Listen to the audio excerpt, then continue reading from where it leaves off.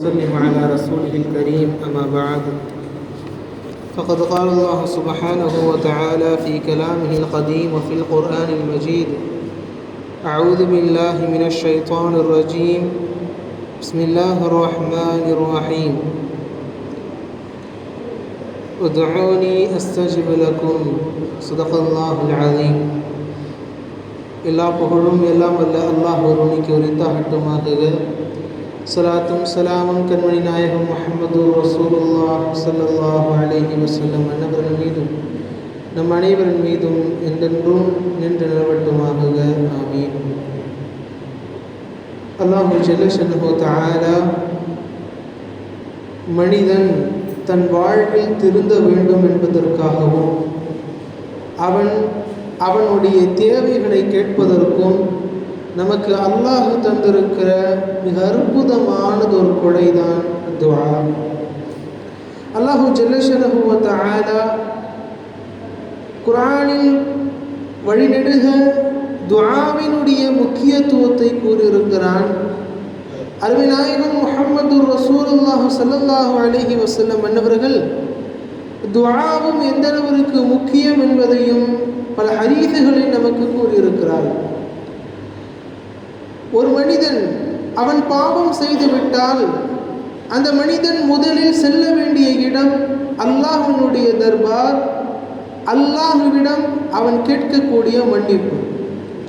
ஒரு மனிதனுக்கான கஷ்டம், அந்த மனிதன் அவனுடைய கஷ்டத்தை நீக்குவதற்கு அவன் செல்ல வேண்டிய முதல் நபர் அல்லாஹு தஆலா. ஒரு மனிதனுக்கு அளப்பெரும் சந்தோஷமானது ஒரு செய்தி, அதை ஒரு மனிதன் வெளிப்படுத்த வேண்டும் என்றால் அதுவும் முதல் நபராக அல்லாஹுவாக இருக்க வேண்டும். அல்லாஹு ஜல்ல ஷஅனுஹு தஆலா துஆவை வெறுமனே ஒரு மனிதன் கஷ்டத்தில் இருக்கிறப்போ மட்டும் அந்த மனிதன் செய்வது துஆ கிடையாது. அந்த மனிதன் அல்லாஹ் கொடுக்கிற நிஅமத்துகள் பெறுகிற போதும் அவனுக்கான துஆவை செய்ய வேண்டும், அவனை புகழ்ந்து துஆ செய்ய வேண்டும். எனவே அருமைக்குரியவர்களே, மிக அற்புதமானது ஒரு பரிசு என்று கூட சொல்லலாம் நாம் அல்லாஹ்விடத்தில் கேட்கக்கூடிய துஆ. ஒரு மனிதனையும் அல்லாஹ்வையும் இணைத்து வைக்கிற ஒரு பாலம் துஆ என்பார்கள். ஏன் அதிகமாக நாம் தொழ வேண்டும்? தொழுகையில் நாம் அல்லாஹ்விடம் பேசுகிறோம். நாம் குர்ஆனினுடைய வசனங்களை ஓதுகிறது மாத்திரமல்ல, அந்த வசனத்தின் மூலம் நமக்கும் அல்லாஹ்விற்கான தொடர்பையும் நாம் நெருக்கப்படுத்திக் கொள்கிறோம். அதே உடைய வேலைதான் துஆவும் செய்யும். நாம் துஆக்கள் செய்ய செய்ய நாம் அல்லாஹ்வை நெருங்குகிறோம். எனவே தான் ஸல்லல்லாஹு அலைஹி வஸல்லம் மன்னவர்கள் அவர்களுக்கு சந்தோஷம் ஒரு செய்தியை வந்துவிட்டால் அதற்கும் அல்லாஹ்விடத்தில் உடனே துஆ செய்வார்கள், அல்லாஹ்வை புகழ்வார்கள், அல்ஹம்துலில்லாஹ் கூறுவார்கள், சஜிதாவில் விழுவார்கள். எந்த அளவிற்கு என்றால் ஸல்லல்லாஹு அலைஹி வஸல்லம் மன்னவர்களுக்கு ஒரு நற்செய்தி கூறப்படுகிறது. அந்த கூறப்பட்ட போது அந்த செய்தியினை கூறிய சஹாபி அப்துர் ரஹ்மான் இப்னு அவுஃப் ரலியல்லாஹு அன்ஹு செய்தியை ஸல்லல்லாஹு அலைஹி வஸல்லம் மன்னவர்கள் கேள்விப்பட்டவுடன் சஜிதாவில் விழுந்து விட்டார்கள்.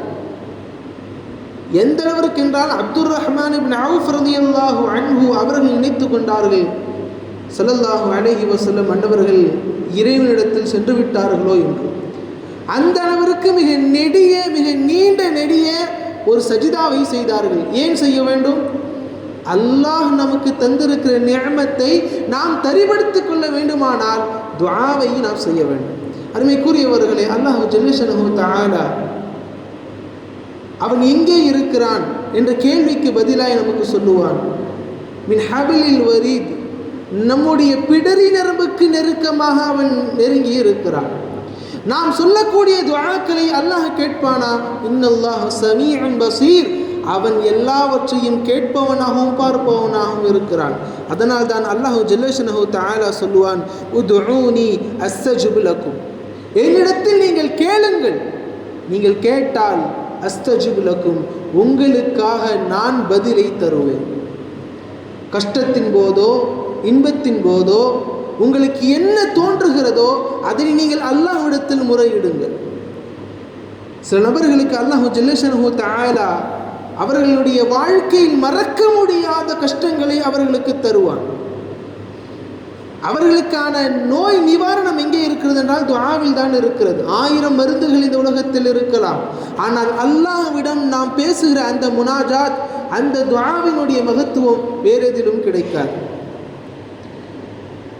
நபிமார்கள் அவர்களுக்கான கஷ்டங்கள் வருகிற போது அல்லாஹ்வை அவர்கள் நினைவு கூறினார்கள், இன்பம் வருகிற போதும் கூறினார்கள்.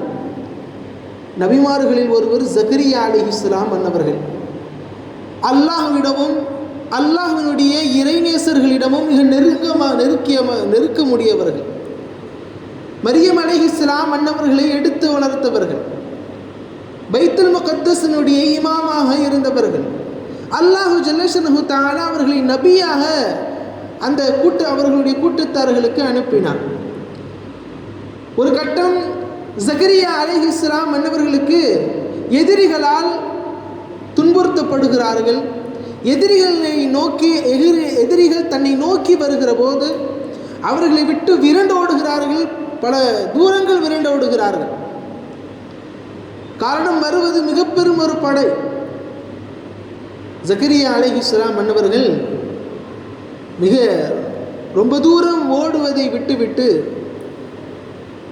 அங்கே அருகில் இருந்த ஒரு மரத்திடம் சொன்னார்களாம், மரமே, உன்னிடத்தில் நான் ஏவுகிறேன், எனக்காக நீ பிளந்து விடு, நான் உன்னில் நுழைந்து கொள்கிறேன். ஜக்கரியா அலைஹிஸ்ஸலாம் அன்னவர்கள் அந்த மரத்திடத்தில் கேட்க மரமும் 2ஆக பிளந்தது. ஜக்கரியா அலைஹிஸ்ஸலாம் அன்னவர்கள் அந்த மரத்திலும் நுழைந்து கொண்டார்கள். ஆனால் இதை பார்த்த ஷைத்தான் ஜக்கரியா அலைஹிஸ்ஸலாம் அன்னவர்களுடைய அந்த மரம் மூடுகிற நேரத்தில் அவர்களுடைய ஆடையை அப்படியே சற்று இழுத்து வெளியே வைத்து விட்டான். வெளியே பார்க்கிற நபர்களுக்கு உள்ளே ஒருவர் இருக்கிறது போல. ஜக்கரியா அலைஹிஸ்ஸலாம் அன்னவர்கள் மரத்திற்குள் ஒளிந்திருக்கிறார்கள். அங்கே எதிரிகள் வருகிறார்கள். எதிரிகளிடத்தில் ஷைத்தான் கூறுகிறான், இதோ இந்த மரத்தில் தான் ஜக்கரியா அலைஹிஸ்ஸலாம் அன்னவர்கள் ஒளிந்து கொள்கிறார்கள். ஜக்கரியா அலைஹிஸ்ஸலாம் அன்னவர்கள் நினைத்தார்கள், நாம் நபியாக இருக்கிறோம், நாம் சொன்னால் இந்த உலகம் கேட்கும், மரத்திடத்தில் சொன்னோம், நாம் ஒளிந்து கொள்கிறோம், நமக்கு எந்தவித நஷ்டங்களும் வராது, நமக்கு ஆபத்துகள் வராது என்று நினைத்தார்கள். ஷைத்தான் அந்த எதிரிகளை திருப்ப வைத்தான். அவர்கள் அந்த மரத்தை ரம்பத்தால் அறுக்க தொடங்கினார்கள்.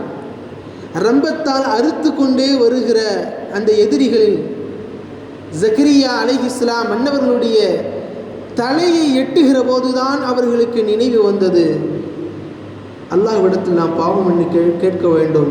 நாம் முதலில் துஆ செய்ய வேண்டிய நபர் அல்லாஹ்வாக இருந்திருந்தால் நாம் காப்பாற்றப்பட்டிருப்போமே என்று நஷ்டப்பட்டார்கள். ஜக்கரியா அலைஹிஸ்ஸலாம் அன்னவர்களை அந்த எதிரிகள் அந்த மரத்தோடு பிளந்தார்கள். 2 பாதியாக ஜக்கரியா அலைஹிஸ்ஸலாம் அன்னவர்கள் துண்டாக்கப்பட்டார்கள். அருமைக்குரியவர்களே, இந்த வரலாறு நமக்கு கூறுகிற செய்தி, நமக்கு ஏதேனும் தேவைகள் இருந்தால் செல்ல வேண்டிய முதல் இடம் அல்லாஹ்வாக இருக்க வேண்டும். அவனிடத்தில் நாம் துஆ செய்ய வேண்டும். மூசா அலைஹிஸ்ஸலாம் அன்னவர்கள் அதிகம் அல்லாஹ்விடத்தில் பேசக்கூடிய நபராக இருந்தார்கள். ஒரு நாள் கடுமையான வயிற்று வலி, யாரிடத்தில் சென்றாலும் அதற்குண்டான நோய் நிவாரணங்கள் இல்லை. அல்லாஹ்விடத்தில் துஆ செய்தார்கள். அல்லாஹ்விடத்தில் துஆ செய்ததற்கு பின்னால் அல்லாஹ் ஜல்லஷனஹு தஆலா கூறினான், இந்த இடத்தில் இருக்கிற இந்த இலையை நீங்கள் எடுத்து சாப்பிடுங்க, உங்களுடைய வயிற்று வலி போகும். மூசா அலைஹிஸ்ஸலாம் அன்னவர்கள் செய்தார்கள், வலி சென்று விட்டது. அல்லாஹ் தஆலா நோய் நிவாரணத்தை தந்தார். மீண்டும் சில நாட்கள் கழித்து மீண்டும் அதே வயிற்று வலி. மூசா அலைஹிஸ்ஸலாம் அன்னவர்கள் இந்த நேரத்தில் அல்லாஹ்விடத்தில் துஆ செய்யவில்லை, யா அல்லாஹ் எனக்கு நோய் இருக்கிறது, எனக்கு நோய் நிவாரணத்தை தா என்று கேட்கவில்லை. நேரடியாக அந்த செடியிடத்தில் சென்றார்கள், அந்த இலையை பறித்து சாப்பிட்டார்கள். ஆனால் அந்த வயிற்று வலி தீரவில்லை. மூசா அலைஹிஸ்ஸலாம் அல்லாஹ்விடத்தில் கேட்டார்கள், அல்லாஹ், அன்று நான் துஆ செய்த போது நீ இந்த இடத்தில் இந்த இலையை சாப்பிடச் சொன்னாய், எனக்கு நோய் நிவாரணம் கிடைத்தது. ஆனால் இன்று அதே இடத்தில் அதே இலையை நான் சாப்பிடுகின்றேன், எனக்கு நோய் நிவாரணம் கிடைக்கவில்லையே ஏன்? அல்லாஹ் ஜல்லஷனஹு தஆலா சொன்னான், அன்று நீங்கள் என்னிடத்தில் துஆ செய்ததால் உங்களுக்கான நோய் நிவாரணத்தை அந்த இலையில் வைத்திருந்தேன்.